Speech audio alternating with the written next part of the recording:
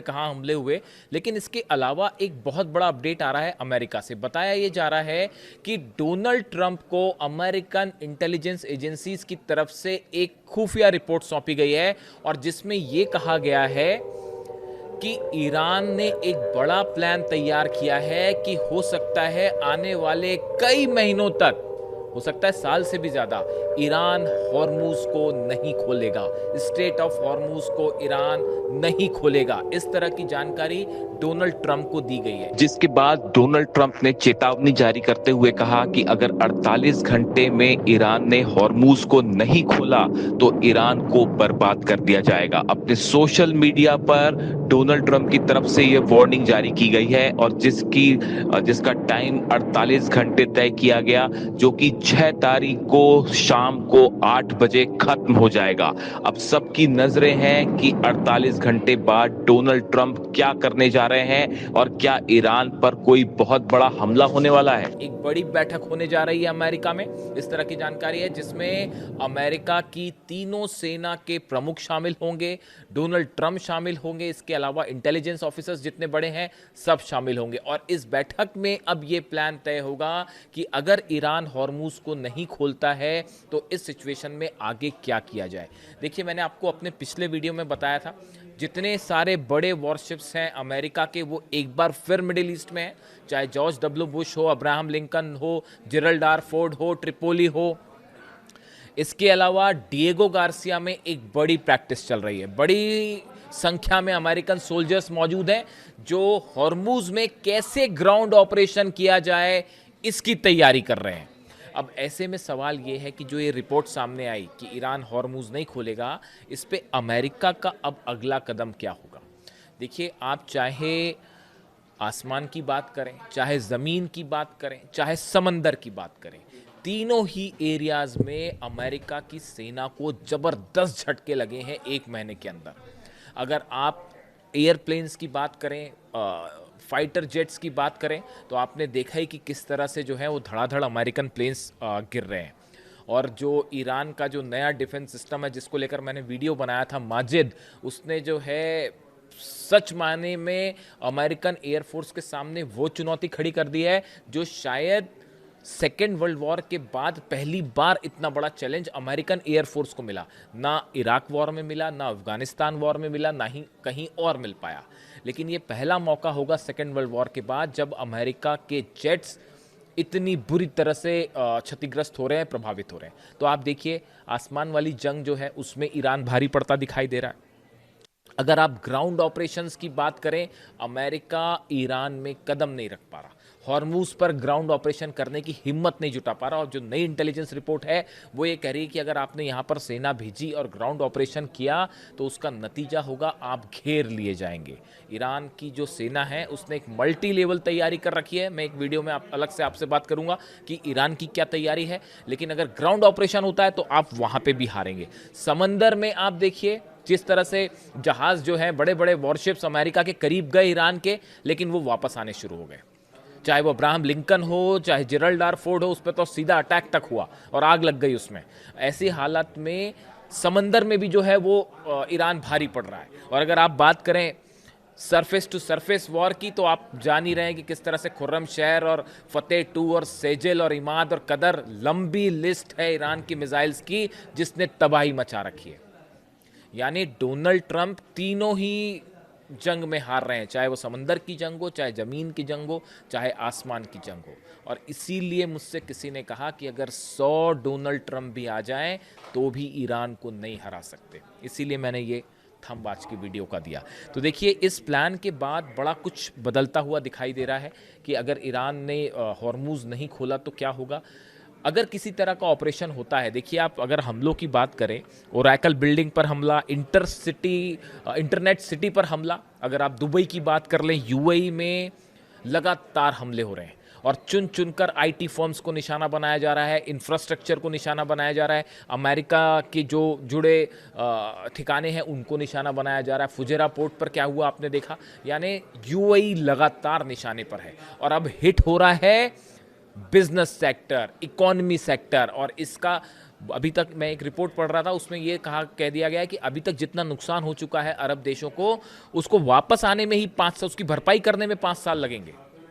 चाहे वो दुबई हो, चाहे अबू धाबी हो, चाहे सऊदी हो, जॉर्डन हो, बहरीन हो, कतर हो, ये सब को नॉर्मल इकोनॉमिक फंक्शंस करने में 5 साल लगेंगे। नॉर्मल होने में इतनी मिसाइल्स पड़ चुकी हैं अभी तक, अभी 1 महीने की जंग हुई है। इसके अलावा सऊदी में भयंकर अटैक हुआ है, एक बार फिर से अमेरिकन बेसिस पर मिसाइल अटैक हुआ है, जिसकी तस्वीरें भी हैं। यानी देखिए सऊदी में इसमें हालांकि मेरे एक मित्र हैं, वो यूएई में रहते हैं, उनसे मेरी चर्चा हो रही थी, तो वो इस बात को लेकर उनका ये पॉइंट ऑफ व्यू था, जो उन्होंने ये कहा कि देखिए सऊदी से ज़्यादा हमले यूएई पे हुए हैं और दोनों के हमलों का नेचर थोड़ा सा अलग है। अगर आप देखें सऊदी में जो निशाना बनाया जा रहा है वो अमेरिकन बेसिस को निशाना बनाया जा रहा है। अमेरिका की सेना से जुड़े इंस्टॉलेशंस पर ज़्यादा हमले हो रहे हैं, उस एयरपोर्ट पर हमले हो रहे हैं जहां अमेरिकन सोल्जर्स हैं, या फिर ऐसे ठिकानों पर जो मिलिट्री बेस है बाय एंड लार्ज।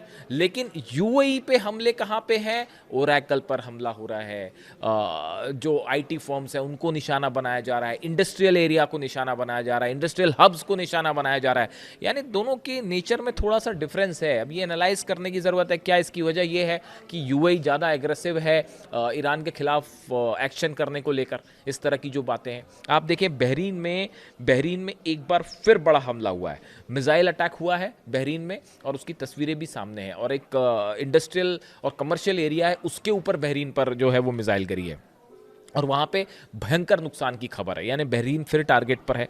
इसके अलावा आप बात करें कुवैत की जो मीना अल अहमदी रिफाइनरी है, इस पर मल्टीपल स्ट्राइक्स हो रही हैं। यानी एक बार खबर आई, एक्चुअली कल सुबह के समय ये खबर आई थी कि मीना अल अहमदी रिफाइनरी पर जो है ड्रोन अटैक हुआ है और वहाँ आग लग गई है, और कल शाम होते होते यानी 4 अप्रैल की रात होते होते फिर से ये खबर आ गई कि कुवैत की रिफाइनरी पर फिर हमला हो गया। ये जो हमले हो रहे हैं लगातार 6 देशों पे भयंकर, और इराक में तो पता ही है आपको हाल क्या है बगदाद का।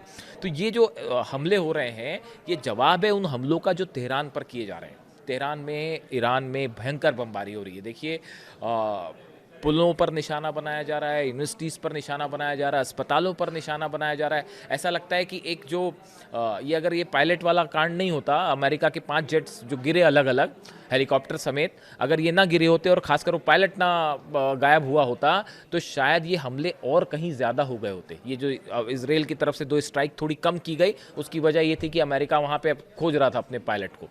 इस चक्कर में इजराइल की तरफ से हमले कुछ कम हुए कल, वरना ईरान पे ज़बरदस्त बमबारी हो रही है। और ये जो हमले इजराइल और अमेरिका की तरफ से हो रहे हैं, आप देखें आम जनता को हिट किया जा रहा है वहाँ पे। यानी ऐसा लगता है कि युद्ध में इससे घटिया स्तर पर कोई और नहीं जा सकता। हकीकत ये है, वॉर क्रिमिनल्स कह रहे हैं कई लोग, तो इस तरह की तमाम बातें हैं। कई सारे जो कानून के जानकार हैं इंटरनेशनल, उनका ये कहना है कि अमेरिका और इजराइल ने जो हमले किए हैं ये वॉर क्राइम के तहत आते हैं।